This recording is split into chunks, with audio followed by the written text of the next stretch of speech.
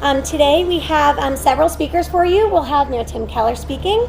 We'll have City Councilor Tammy Feeblecorn, Burncoat County Manager Cindy Chavez, the ABQ RIDE Transit Director Leslie Keener, the CABQ Health, Housing, and Homelessness Director Gilbert Ramirez, Rachel Biggs from Healthcare for the Homeless, she's the Chief Strategy Officer there as our community representative, and Mr. Chad Renneker from Palindrome, the developer on this project.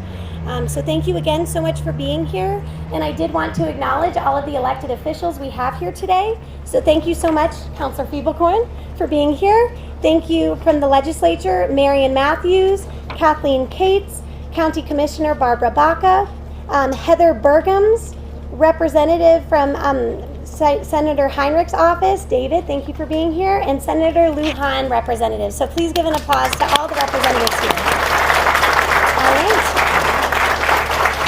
And without further ado, I will pass it along to Mayor Keller. Thank you all. All right, thanks so much. Well, this is truly a festive occasion. This project has, been in the works. I want to acknowledge, I think, for at least 10 years. It was actually Councilor's predecessor, maybe longer. I don't remember who was city councilor before in that area. Anyway, point is, we're almost there. And so we have the designs, we've got the plans, and we have, almost most of the money. Most importantly, we have enough money to get started. That is the important thing. So I want to talk about what this project means, and then of course, as was mentioned, we're going to have a number of speakers who are going to highlight all different aspects of this. But I think a couple of things. First off, we are here, of course, in ABQ Uptown. Some of us remember there used to be a movie theater right there and other things as our town has grown up. This area has continued to grow. And of course, the last big transition was St. Pius leaving and Uptown coming in. And then, of course, Winrock sort of closing. And I mention that because I want to highlight how there is a comeback afoot definitely in ABQ Uptown. And this is just a part of it. But the other part of it is undeniable. It is absolutely true. And if you don't believe me, go to Winrock and look at one of the coolest parks in the city that has ponds and a waterfall. And you see a town village that is thriving again and still has more housing on the way, which is my segue to talk about housing. But before I do that, if you still don't believe me that Uptown's on the rise, go over to Park Square. I think I'm pointing in the right direction. And have lunch, and you will see an incredible food court. And so this area is very much transformed, but it is missing one massive thing, and that is housing. Because only our estimates show 1/100th of the workforce that works here actually lives in the area, right? That's a challenge, and that creates all sorts of challenges that ripple in different ways. It's higher cost because folks have to get in through transit somehow. It usually means more cars on the road if they're not taking the bus, so it also adds to traffic. And of course, even just for a workforce, it's harder to hire people because they live further away. All of these things have a huge ripple effect. And so yes, it does come down to built environment, and it does come down to building more housing. Now, we also know that this is a primo place to live for those who can live here because of all the reasons that I mentioned. And that's why it's so important that we have projects like this that have massive affordability components and mixed use, and obviously access to transit. So this is first and foremost a transit-based affordable housing development. There's a lot of buzzwords in there, but they're all very important. Transit alleviates that one challenge I was talking about with more cars on the road, and also cost. Affordability, because rents in Albuquerque are up 50% since the pandemic. And of course, more housing, because we have a 20,000 unit housing shortage, especially in this area. So this truly is a sort of one-stop-fits-all answer to many of these challenges in this region of Albuquerque, emphasis on region, because this project is big enough, it is going to affect this entire area. Now, we also know that this takes all sorts of partners and supporters and firms that can put this together. So the reason why this project has taken so long is in many ways because of its large scale. This is a huge deal, and that means it is a public-private partnership. It takes the county helping out. It takes the city helping out. It takes Palindrome and Pacific Corp being the lead on the business end. It takes banks that are financing it. And it takes Decker Parish to actually do the architecture work. And it takes our federal partners, which have a huge chunk in this. And even I know our congressional staff is here. They have been big supporters. The last time we were here, representatives from the White House were out here. So yeah, it takes a village if you're gonna literally make a village for 200 plus people. And so that's what this project is all about. Now, for us too, I want to acknowledge that it's also a piece essentially of, we think of these gaps and anchors in our city. And I know that while Park Square and Windrock were revitalization efforts, right? That's us like returning to form, rebuilding something that was already there. This is something new, right? It's the next step. Like after you're sort of doing good, then you do better. That's what this is. It represents the future of Albuquerque, where you can work, where you can live, and where you can play. And so that's why this project is so important. It's the cornerstone of the next generation of Albuquerque in Uptown. So with more on this project, let's hear from some of our speakers. And we're gonna start actually with our local District 7 City Councilor, Tammy Feeblecorn. Thank you, Mr. Mayor. You're significantly taller than I am. Thank you, everybody, for being here. This is so exciting. I think one of the things that I keep saying over and over and over again is Uptown is the place to be in Albuquerque.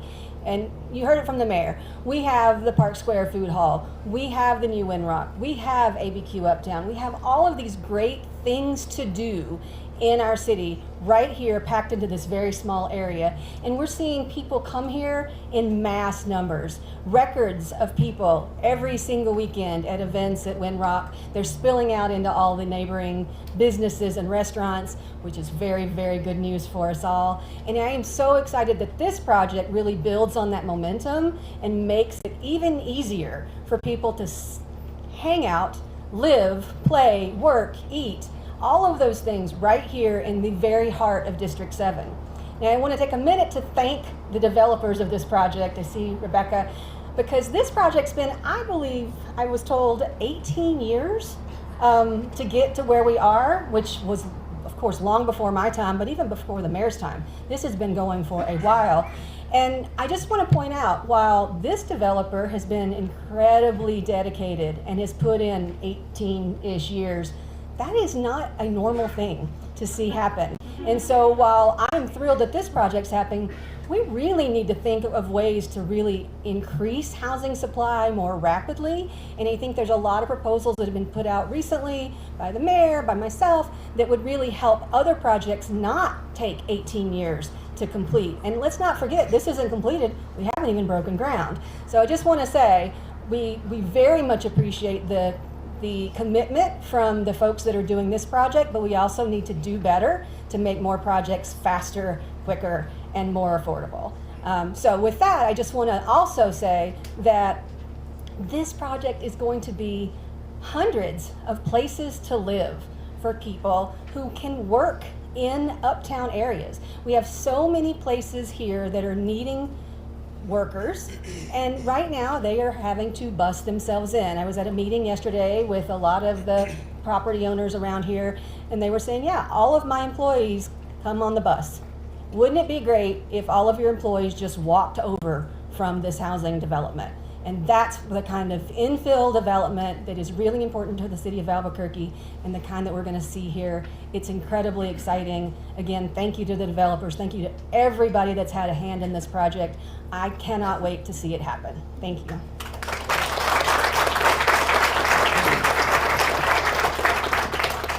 Thank you so much, Councilor, and just want to acknowledge and appreciate the emphasis on housing. And we're going to talk a little bit about the connection between that and homelessness. Fundamentally, right, there's a lot of things in between those two challenges, typically for most people, but they're absolutely related. So that's why I love it when I get the question, well, you know, what are you going to do about the unhoused in Uptown? And I'm like, we're building more housing. there's obviously sometimes a indirect and sometimes a direct connection between those two, but the connection is real. And so thank you for highlighting that, Counselor. Now, with more though on the transit aspect of this, which is also what she highlighted so well, we want to welcome up our transit director. Our transit department does buses and sun vans, but this transit director also does Uptown Connect and affordable housing. So come on up, Leslie.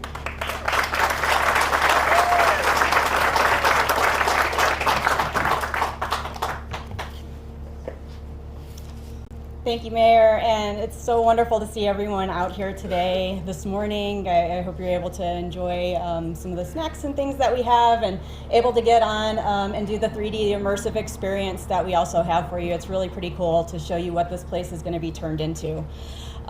So Uptown Connect is actually more than that amount of time that it's spent on it. It's a decades-long dream and a labor of love for this department.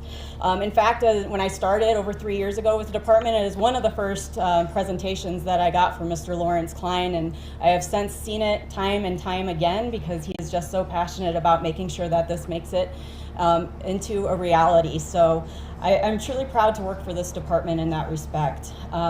This has really been a testament to hard work, resilience, creativity, and partnership within our department. And it really just illustrates how far city transit has come over the many years. So I've been getting this question quite often, why ABQ RIDE Transit is involved in housing development. And I think really the answer is quite simple. We're driving toward the future, and it's logical to pair mass transit with housing. People that are living in places need to be able to not have to rely on a vehicle, not have to rely on having to maintain, purchase an automobile, but to be able to get around the city still with public transit takes off that huge burden on them. So we stand here today in a park and ride. It's a parking lot that was once used to be packed decades ago, full of cars.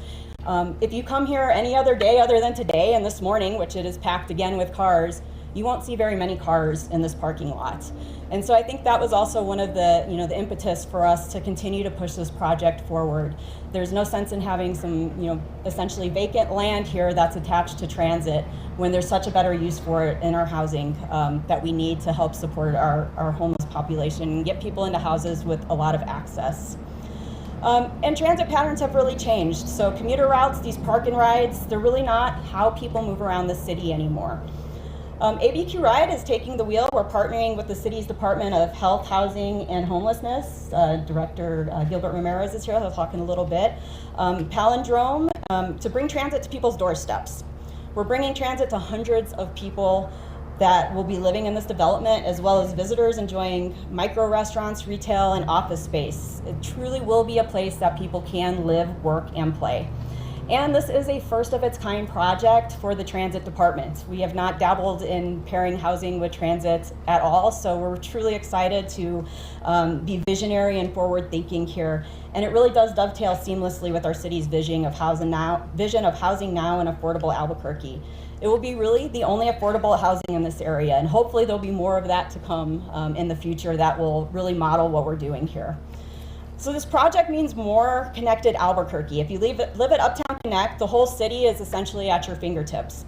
It's going to uphold its legacy as a transit center with a new transit plaza featuring new waiting areas for the buses, high-tech digital arrival screens, a vibrant, beautiful, and energy-filled environment. Uptown Connect is going to update this aging infrastructure that you see over to the south of us here and really help to connect everyone, because we have bus service every 15 minutes. This is our highest frequency routes that we have out here. It's going to connect the transit users to ART and to 2 other bus routes. So essentially, transit riders can travel anywhere within the city in under an hour. So just think about that for a minute and what that really does for an individual that is really struggling. It really does open up their world. We expect this new commercial and residential development to raise transit usage at the site by an additional 40%, which again is huge for us as a transit department.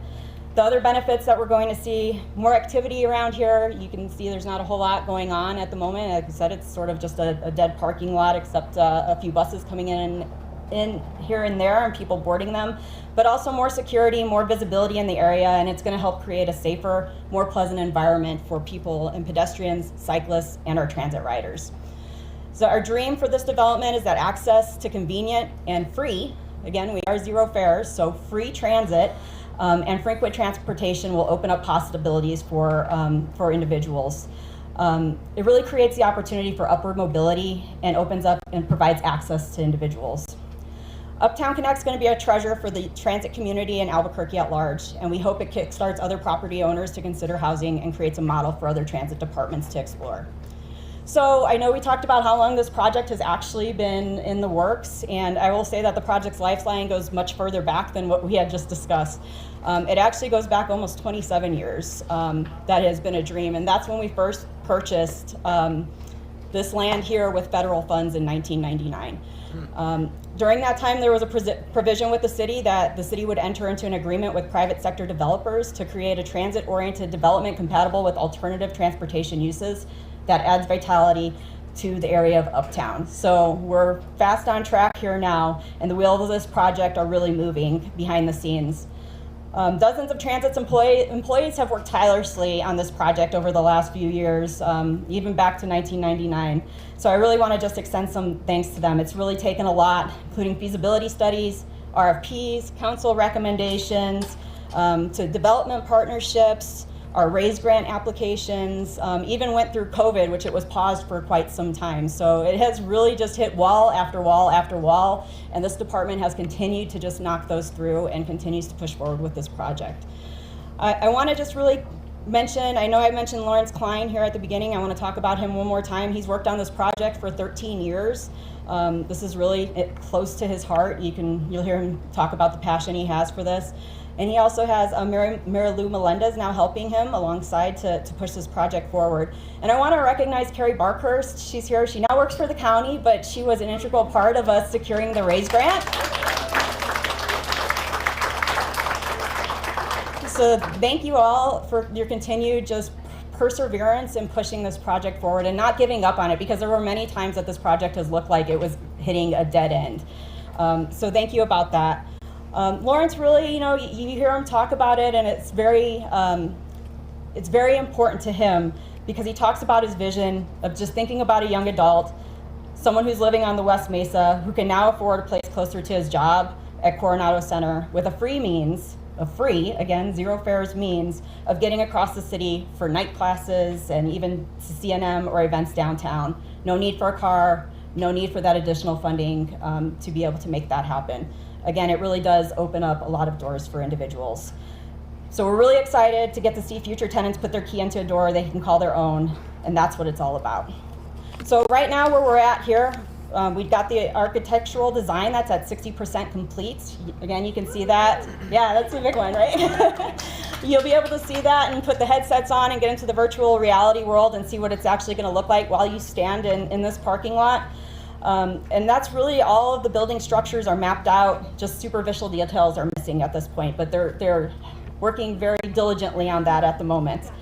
And Decker Design expects to reach 90% by the end of the year, and we expect to be at 100% design and building permits at the end of the year as well. So, and then the RAISE grant funds, we are working diligently on that too, and expect to have that funding all through as we roll into 2026. Construction will be scheduled to begin mid-2026, and we hope that Uptown Connect will be open and move-in ready by 2028. So just some really great things. If you're interested in more information, we've got a whole slew of it at abqride.com. Thank you.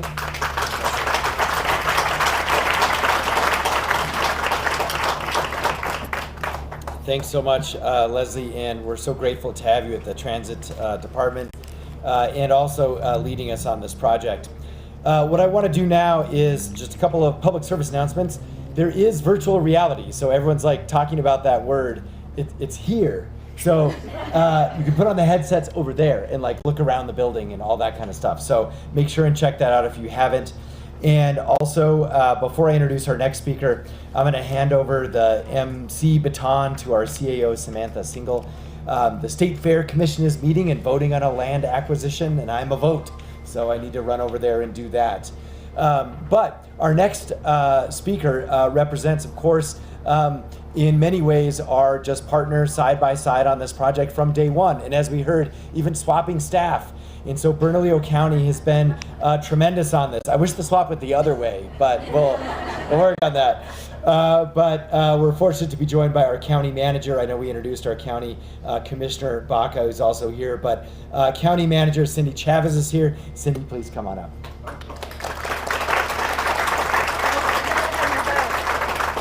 Well, good morning, everyone, and I am really delighted to have our Commissioner Baca, and I want to say one thing about what's so exciting about today. First, if you're a developer, you walk into any room and people are very suspicious of you.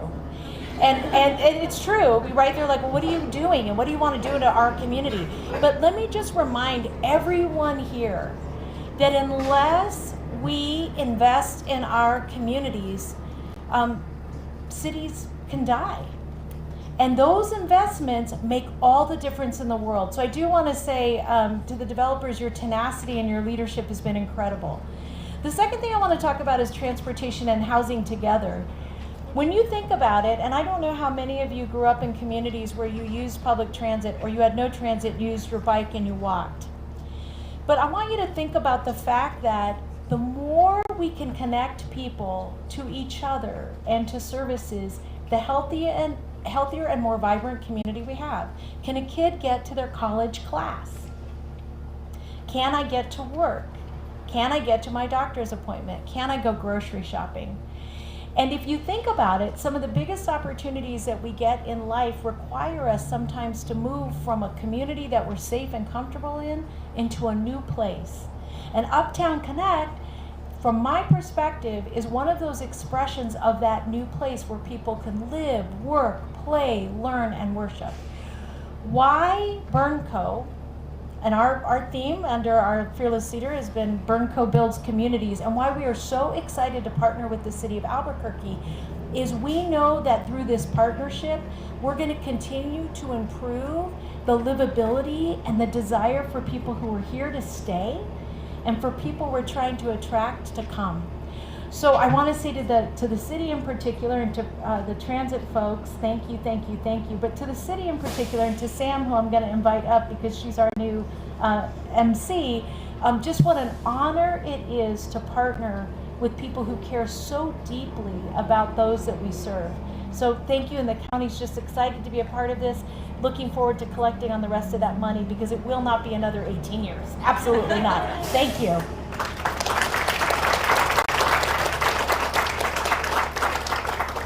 Great. Well, let's keep this ball rolling down and keep going. So thank you to our county manager and to our county partners. I think if you didn't hear it in Mayor's comments or in Cindy's comments, it's really important to note that partnership is what makes incredible things happen. And when you have a city councilor, a county commission, a mayor, and then the public sector and the private sector all working and pulling together to ensure that we can create opportunity, this is when you get really grand projects that can make a difference. And we keep talking about the scale of this project, and I think we all have to take note. This is an incredibly grand project for this community, and it takes everyone pulling in the same direction.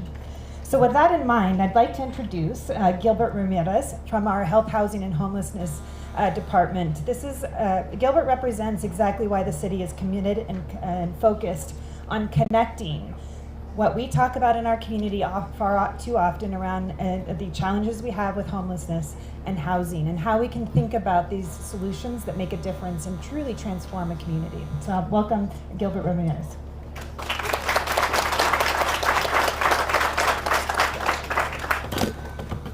All right, well, I'm a little taller, not too much though. Well, buenos dias, good morning everyone. Gilbert Ramirez with the Department of Health, Housing, and Homelessness with the City of Albuquerque. Today it's monumental for a lot of reasons. We often do work at the government level, and sometimes it could get siloed, right? We stay in our bubbles, we stay in our departments, and we stay focused on what we're trying to do. And I appreciate that in this administration, we've really worked cross-departmentally to see how do we leverage every way possible to make sure we're addressing the needs of our community.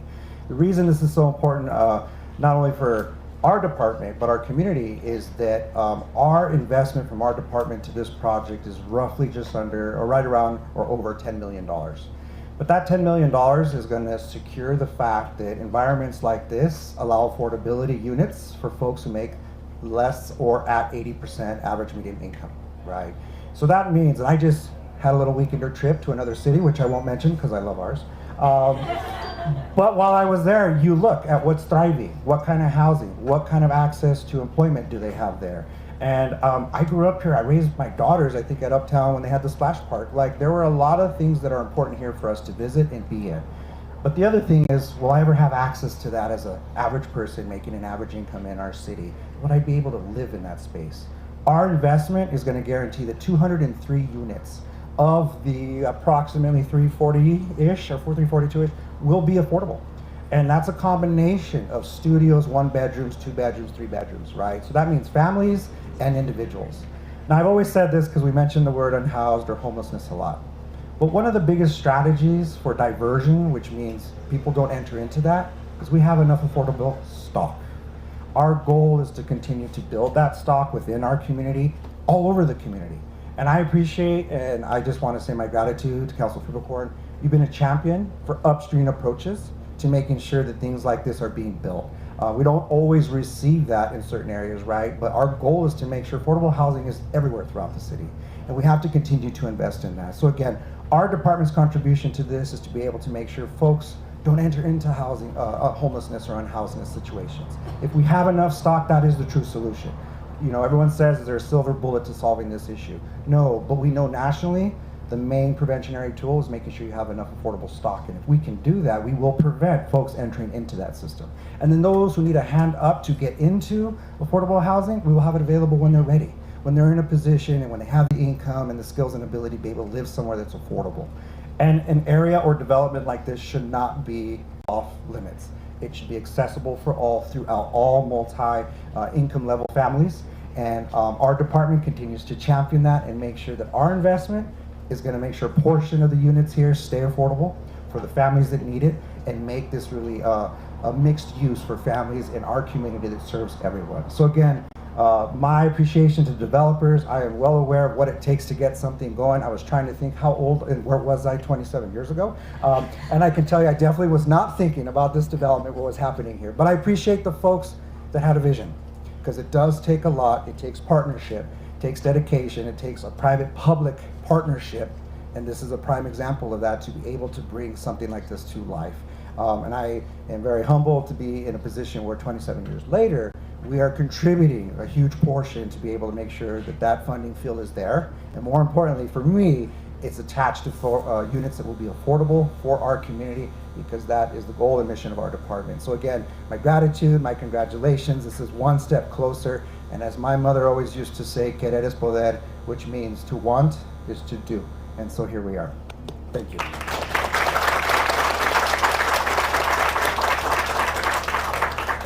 Wonderful. So you heard from all the government folks, and now we're going to hear from our partners that I think join us from a great perspective. Rachel Biggs is the CSO for Healthcare for the Homeless and is joining us today to talk about the impact a project like this can have.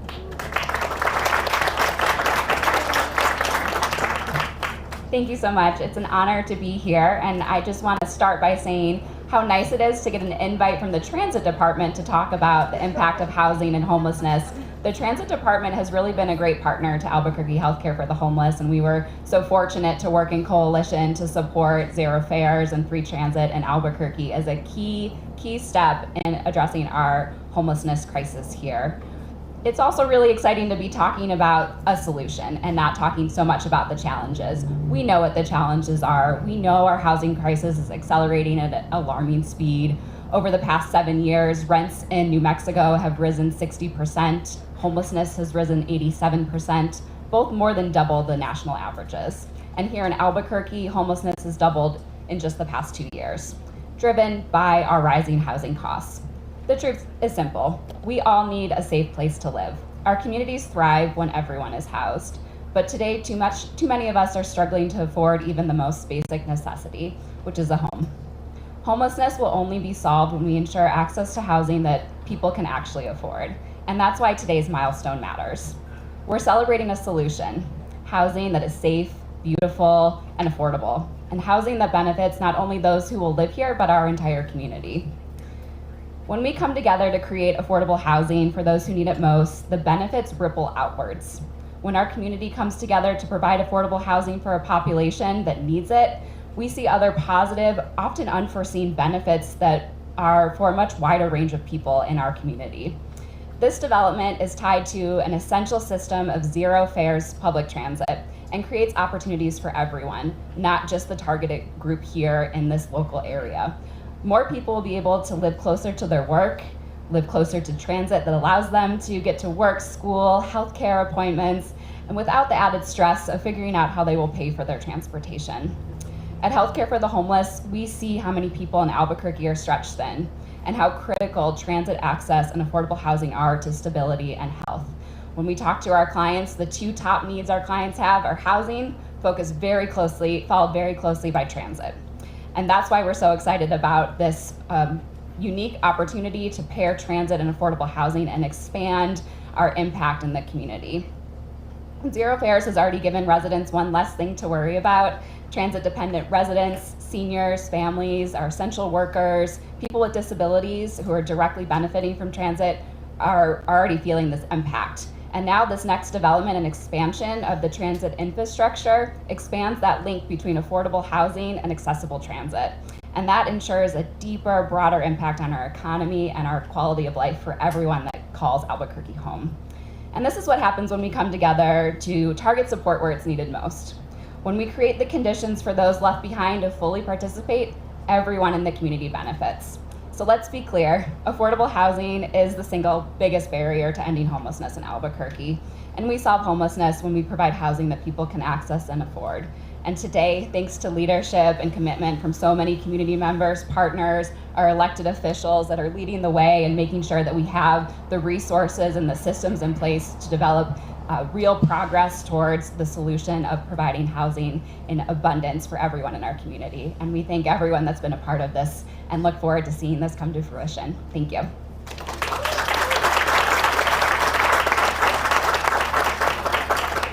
Wonderful. So we've been talking about public-private partnership throughout this entire conversation today.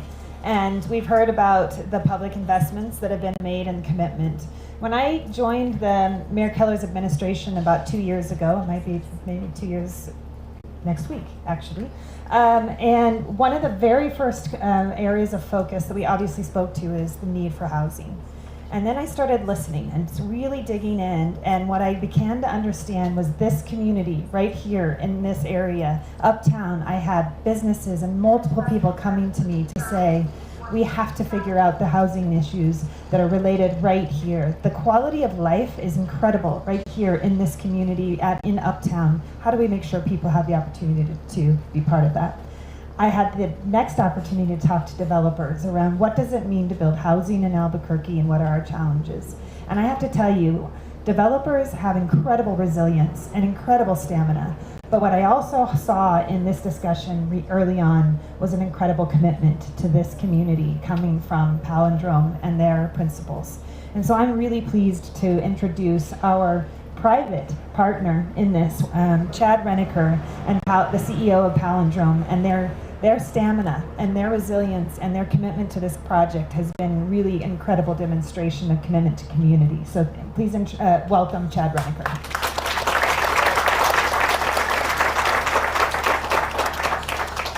Since we're all judging our heights here, right? Feel a little taller.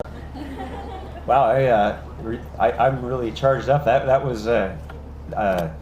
I always feel humble at these situations because I'm typically speaking last, and everyone has so many eloquent things to say, and the passion that's for projects like this. And I always feel like sometimes I know the least about the project, which isn't always true, but so I'm always up here getting the credit from my team anyway when I really don't deserve it. But transit-oriented development, TOD. What is it about that little sexy acronym that gets used so much? You hear that all the time. We've been hearing it for the last 20 years. TOD development, TOD projects. I mean, at Palindrome, we were TOD developers before I even knew what TOD meant. And that's weird because, you know, we would build a project and someone would come and congratulate us on that great TOD project that we just finished. And I'm like, what are you talking about? Well, there's a bus stop, you know, a quarter of a mile away or something like that. And I'm like, what? That's weird, right? I mean, how is that a TOD project? But it just seems TOD gets stuck and attached to so much development today. And that's always a curious thing for me because it's supposed to be development oriented around transit, not the other way around. And so, in my opinion, you know, there's very few true transit-oriented developments that we can celebrate. This is going to be one of them. For people who know me, they know that I've had a lifelong relationship with mass transit because of my eyesight. I don't drive, so I get the opportunity to use mass transit or public transportation in just about every city that we work in, and it's a lot of them. And you know, so I get to see what really works and what doesn't. And I think I've developed over the years a unique perspective on you know, what should work and what doesn't. And if people haven't had the opportunity to ever take bus 50 from Sunport, either from Sunport or to Sunport, if you want to see something that works, you ought to try that one time. I mean, I flew in last night. My plane landed at 6:45, and I was sitting at the bar at the Imperial Dive on Central by 7 o'clock, just in time for happy hour to end. So 45 minutes for me to get off the plane, stand at the bus stop. Every half hour that bus shows up on the dime, and it's never late. And you can't even hear it when it comes. It's like a whisper because it's one of these great new electric buses that you step on. It's sparkly new, it's clean, it's air conditioned, it takes off, you can't even hear it take off. It's such a smooth ride. It's a wonderful experience. And you think, man, am I in Europe or something? And then you realize, no, I'm not in Europe because there's no fare. It's free. So it's an amazing, I mean, that's what transit is, and it's the most calming experience. I love it. I mean, I have a lot of friends, and they're very kind. They're always like, Chad, can I give you a ride somewhere? Do you need me to pick you up? And anytime I can take transit, I do it because I really enjoy that time and that safety and that security that you get when you're riding. Great cities always have great transit. Transit is what makes cities function. Transit gives people independence. So people who need transit, people who want transit, like me, can have it. Transit gives people power, and transit is really the great equalizer in our communities. So if it's so great, how come so few projects really truly embrace transit in TOD?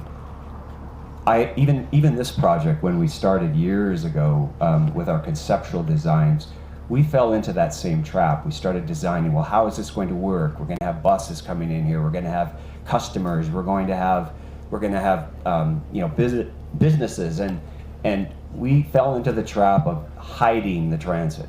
We had some ideas. Oh, we'll put tunnels under the space. We'll move the buses off-site. We didn't want them to hit people, and we realized, no, this isn't what transit-oriented development is.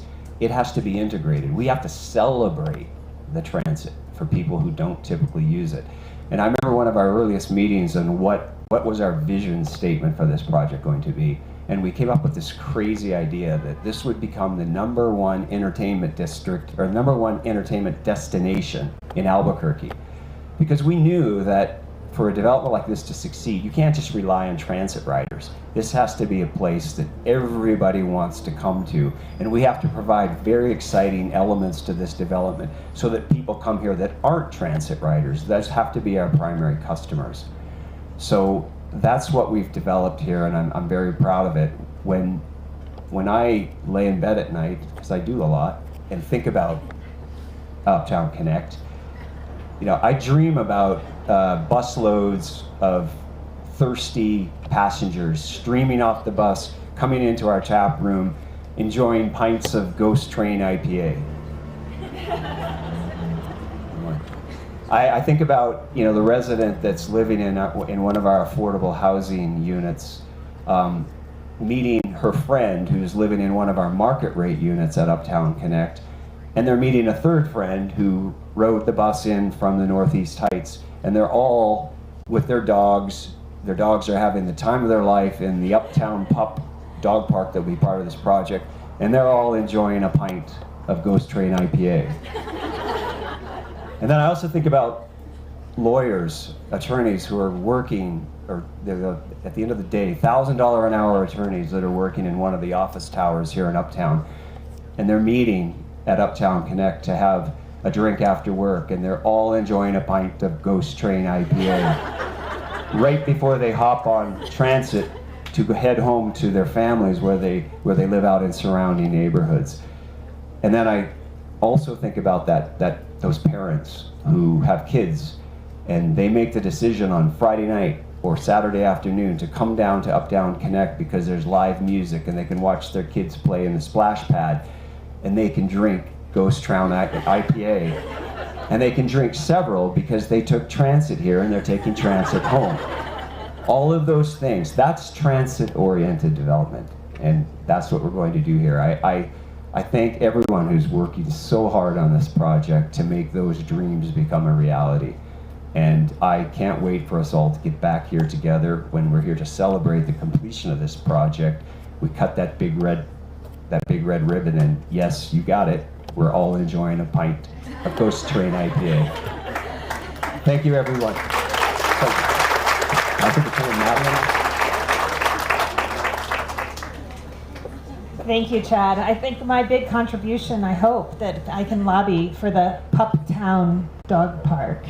Maybe it could be named. So, anyway, okay, it was a bad idea. Whatever. I'll go with it. But so with that concludes our remarks from all of our participants. We obviously have had a lot of enthusiasm expressed from each party here today in terms of how much we can imagine the possibilities that this project will bring to this area, but also to the city of Albuquerque, to our entire community. It's inspiring to imagine the possibilities of all of that entertainment district vision, and I think every one of us is interested in seeing that a reality right here in this parking lot for this community and for all of us.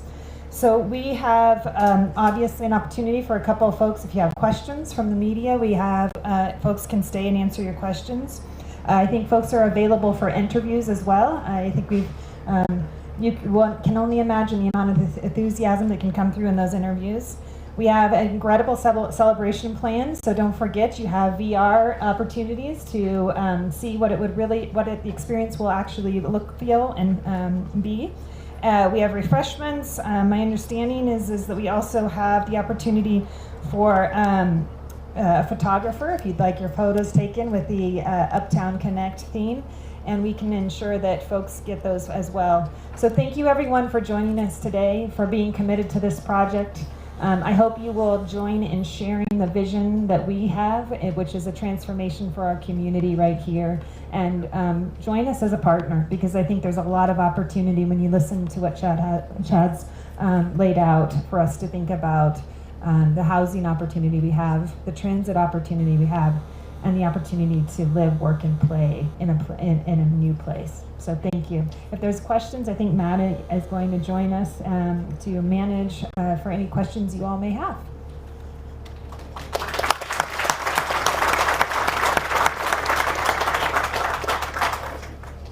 All right. Are there any questions from the media or anyone else here? Oh, yes. Who's going to own the building? All right. Great question. I'm going to pull. Can I pull Chad up for that one? All right. Good question. It's complicated. But essentially, there's going to be multiple ownerships. This is probably one of the most complicated projects that I've ever seen in our, and thank God we've got Rebecca to keep it all straight. But the different components of the project is really how you have to answer that question. So the largest component, which would be the affordable housing piece, that will be owned by a limited partnership that will have, investors that come in to take advantage of the tax credit benefits of that. So that'll be owned by a limited partnership. There are other components that will, for example, there'll be a market rate building that will be owned by some form of an entity that Palindrome owns. In addition to the market hall that's there, that will also be owned by a Palindrome community. The land will continue to be owned by Bernalillo County, and the land will be leased by those different improvement owners. That wasn't as complicated as I sound. All right, any other questions? Oh, go ahead, Carlos, yes. Hi. So, amazing project. Part of the transfer oriented is being walkable, and this area has a lot of challenges, like crossing Louisiana being like 6 lanes. Are there any future plans for like improving walkability, road diets, all that kind of stuff? Yes, absolutely. And I actually have a stat here. We have a very high walkability and bikeability score here, which is fantastic. And I didn't know about that until recently. But I would invite anyone else to speak to that.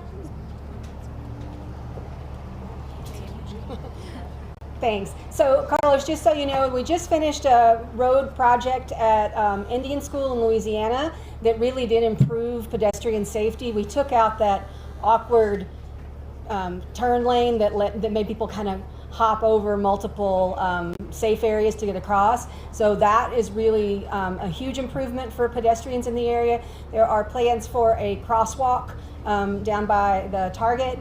And then as we see more foot traffic in this area, I think we can look at other things once we get there. But those two things were just complete. One was just completed and one's in the plans, and they're both really important for pedestrian safety. All right, and I found that number. It's we have a walking score of 81 in the area and a bike score of 94, so it's a quite accessible area in that way. Thank you, Councilor Fiebelkorn. Are there any other questions? No? All right, everyone. Well, please enjoy the food and the VR and stay around a while. Thank you all so much for coming today. I know it's a long time standing, so I appreciate you all for doing that. And thank you, everyone involved.